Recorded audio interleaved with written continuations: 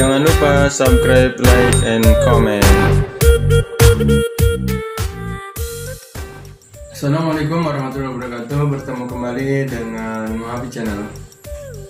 Kali ini kita akan membahas tentang investasi. Jadi yang akan dibahas yaitu definisi investasi, macam-macam investasi, kemudian strategi dalam investasi. Tonton terus sampai habis supaya mendapatkan ilmu yang utuh. Kita masuk kepada definisi investasi. Investasi adalah menempatkan uang pada instrumen keuangan selama jangka waktu tertentu untuk mencapai keuntungan yang lebih tinggi di masa depan.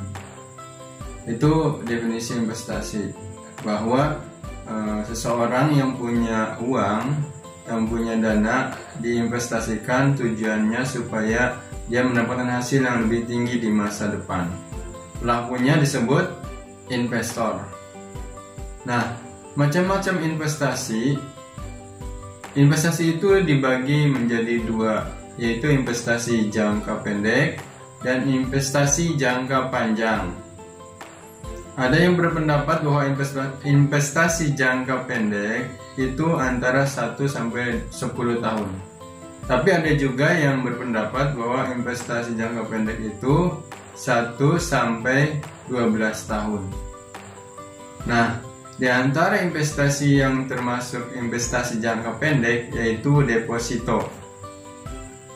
Deposito itu menyimpan uang di bank dalam jangka waktu tertentu dengan imbalan berupa bunga deposito.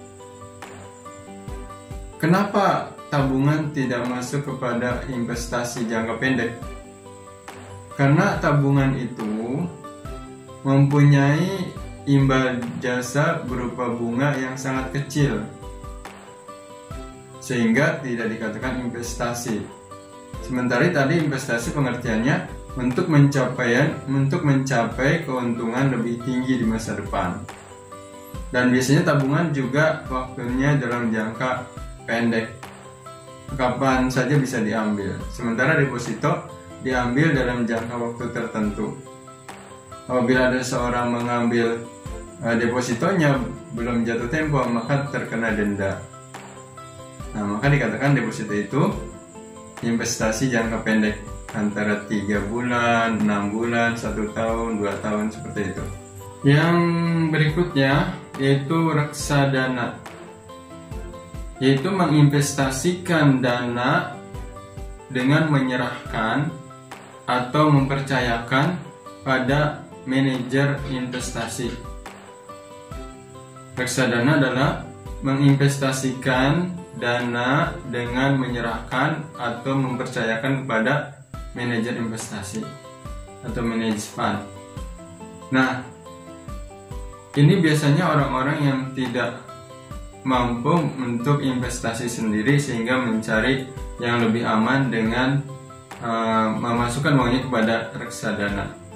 Nah, reksadana ini produknya ada dana reksa pasar uang, ada dana reksa pasar saham, ada dana reksa pendapatan tetap, dan ada dana reksa campuran. Dan ini lebih aman dibanding dengan ketika dia berinvestasi sendiri, karena ada manajer investasinya. Dan yang ketiga yaitu surat berharga negara, atau disingkat SBN, yaitu surat berharga yang dikeluarkan oleh negara. Dijual saat jatuh tempo dan akan mendapatkan untung berupa bunga. Dan jika dijual sebelum jatuh tempo, maka dijualnya kepada pasar sekunder. Nanti yang akan membeli investor lain. Tapi kalau saat jatuh tempo yang membeli negara.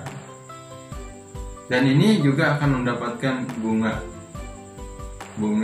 yang akan diberikan kepada si investor. Nah, yang berikutnya yang termasuk instrumen investasi jangka pendek yaitu saham, adalah membeli surat tanda kepemilikan perusahaan. Jadi ketika seorang itu membeli saham, jadi dia mempunyai kepemilikan dari perusahaan tersebut. dengan persentase tertentu sesuai dengan jumlah saham yang dibelinya. Nah, saham dikatakan instrumen investasi jangka pendek ketika saham itu ditradingkan atau dijual dalam jangka waktu pendek. Karena keuntungan saham itu ada dua, yaitu capital gain dan dividend. Capital gain ini adalah keuntungan dari selisih harga beli dan harga jual. Sementara dividen adalah keuntungan yang diberikan perusahaan kepada pemegang saham dari laba perusahaan tersebut. Nah, berikutnya yaitu forex. Forex adalah pembelian mata uang asing untuk ditradingkan. Biasa yang dibeli adalah atau yang dijual belikan adalah dolar, walaupun ada mata uang asing lainnya. Nah, kemudian yang berikutnya obligasi. Apa itu obligasi?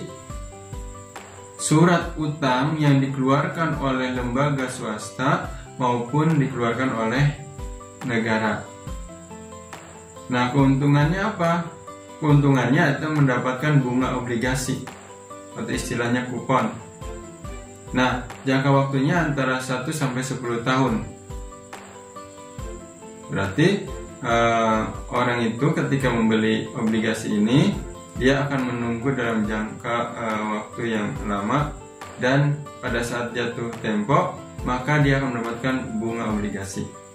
Nah, bagi umat Islam yang dia menginginkan hartanya itu mendapatkan keberkahan, maka dari macam-macam investasi jangka pendek ini pasti dia akan memilih yang syariah, seperti deposito syariah, kemudian saham syariah, kemudian obligasi syariah yang disebut dengan sukuk.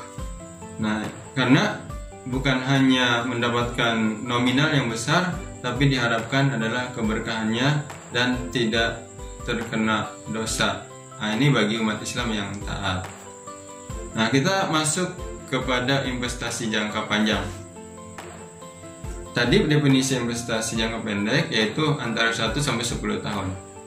Berarti kalau jangka panjang di atas 10 tahun. Nah, setelah 10 tahun inilah orang akan menjual atau mencairkan investasinya untuk mendapatkan keuntungan. Yang pertama, investasi jangka panjang itu diantaranya yaitu properti. Orang membeli properti untuk mendapatkan keuntungan di masa depan, seperti membeli rumah, membeli apartemen, membeli ruko, membeli tanah. Karena semakin tahun harga properti semakin naik. Walaupun dari sisi likuiditas properti ini lebih tidak liquid dibandingkan dengan saham, seperti itu. Nah, kemudian yang berikutnya, instrumen investasi jangka panjang adalah saham. Kenapa saham lagi? Bukankah tadi di investasi jangka pendek saham sudah termasuk?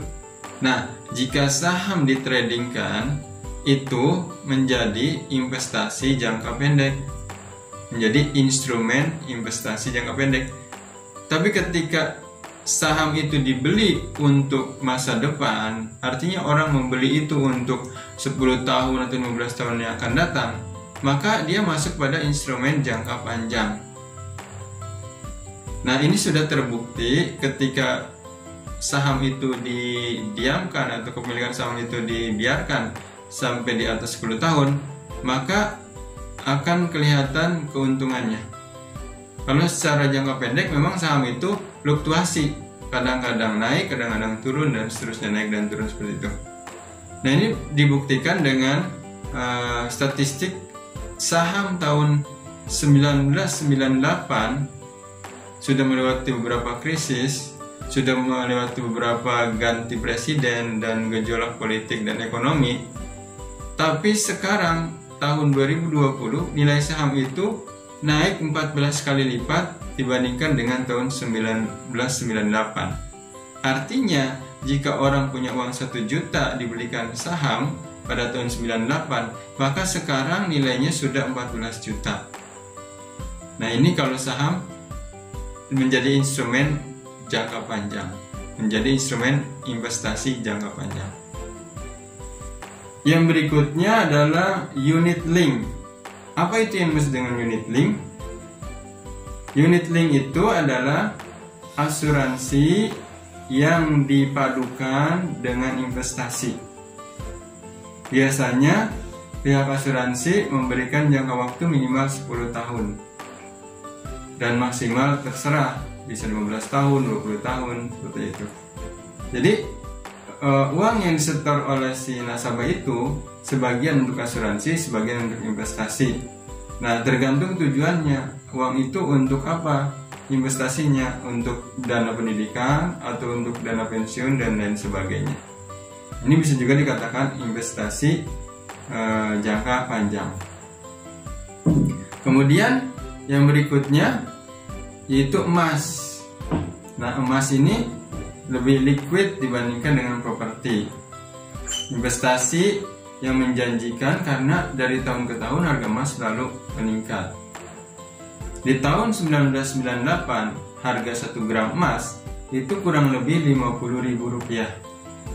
Nah, sekarang tahun 2020 harga 1 gram emas itu kurang lebih Rp900.000. Berarti 18 kali lipat dari harga semula. Ini lebih tinggi dari tadi harga saham. Harga saham dari tahun 1998 ke 2020 14 kali lipat. Sementara harga emas 18 kali lipat. Nah, berarti kita bisa membandingkan.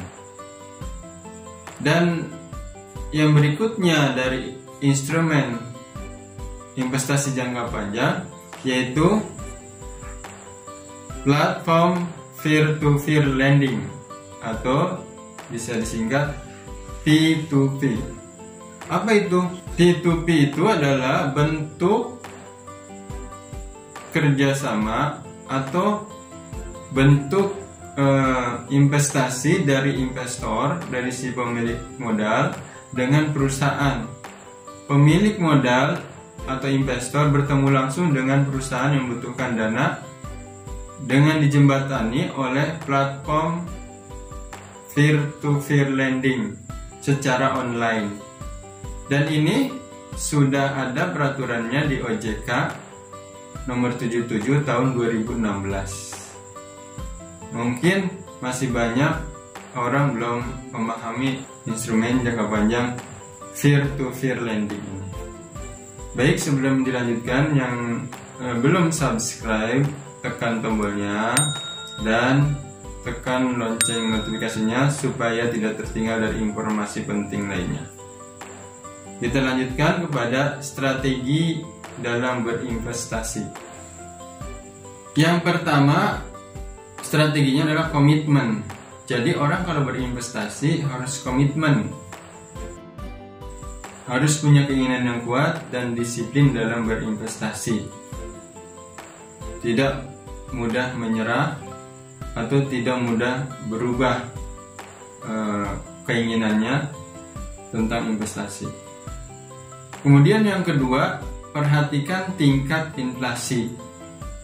Inflasi itu sebetulnya arti sungguhnya adalah kenaikan harga barang secara umum. Tapi dalam investasi, inflasi itu penurunan nilai uang. Karena kita akan menyimpan atau menginvestasikan uangnya, dananya. Jadi penurunan nilai uang artinya bahwa uang itu dari tahun ke tahun nilainya turun. Seperti tadi emas di tahun 1998 harganya 50 ribuan, kemudian sekarang harganya 900 ribuan. Berarti nilai uang itu turun. Yang harusnya 900 ribu itu mendapatkan 18 gram, tapi sekarang hanya dapat 1 gram. Dan ketika berinvestasi harus melihat tingkat inflasi. Artinya investasi itu returnnya, keuntungannya minimal sama dengan inflasi. Yang lebih baik adalah lebih tinggi daripada inflasi. Jadi jangan mencari instrumen investasi yang nilainya di bawah inflasi. Baik, berikutnya yang ketiga, ketahui toleransi tingkat risiko. Nah, ada istilah dalam investasi ini, high risk, high return. low risk, low return. Artinya semakin tinggi resiko investasi, maka akan semakin besar returnnya atau labanya, keuntungannya. Dan sebaliknya, semakin rendah resikonya, maka keuntungannya pun returnnya semakin rendah. Maka sesuaikan jenis investasi dengan tujuan keuangan serta pelajari fitur resikonya. Berikutnya yaitu diversifikasi. Apa yang dimaksud dengan diversifikasi? Yaitu menginvestasikan dana tidak hanya pada satu tempat atau pada satu instrumen investasi. Ini ada pepatah juga dalam investasi ini. Don't put all your eggs in one basket. Jangan taruh semua telur Anda pada satu keranjang. Maksudnya apa? Ketika orang menaruh telurnya satu keranjang, kemudian keranjangnya jatuh, maka telurnya pecah semua. Artinya ketika orang menginvestasikan dananya di satu instrumen, ternyata instrumen itu gagal, mengalami kerugian, maka rugi semuanya. Tapi ketika dia ditempatkan investasi di beberapa tempat, ketika yang satunya rugi, bisa jadi yang lainnya untung. Nah, ini untuk menghindari resiko. Seperti itu namanya diversifikasi. Dan yang berikutnya, investasikan kembali return Anda. Ketika kita sudah berinvestasi kemudian untung, maka keuntungan itu diinvestasikan kembali supaya menghasilkan keuntungan yang lebih besar lagi. Jadi bukan dapat untung kemudian dibelanjakan atau dikonsumsikan untuk poya-poya dan lain sebagainya yang tidak penting. Nah, ini orang yang punya pikiran sebagai seorang investor. Ketika dapat keuntungan maka diinvestasikan kembali. Dan yang terakhir, berinvestasi lebih awal.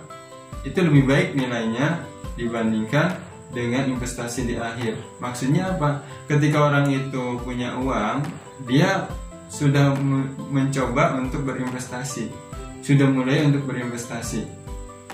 Seperti itu. Sehingga ketika usia dia sudah 10 tahun, 20 tahun dari investasi awal itu sudah menghasilkan dibandingkan dengan orang yang terlambat berinvestasi, maka hasilnya akan lebih kecil. Nah, oleh sebab itu mulailah untuk berinvestasi dari awal. Bagi mereka yang masih muda, berinvestasilah pada saat muda sehingga hari tua dia menuai hasil dari investasinya. Nah, demikianlah pembahasan kita kali ini tentang investasi. Semoga bermanfaat. Assalamualaikum warahmatullahi wabarakatuh.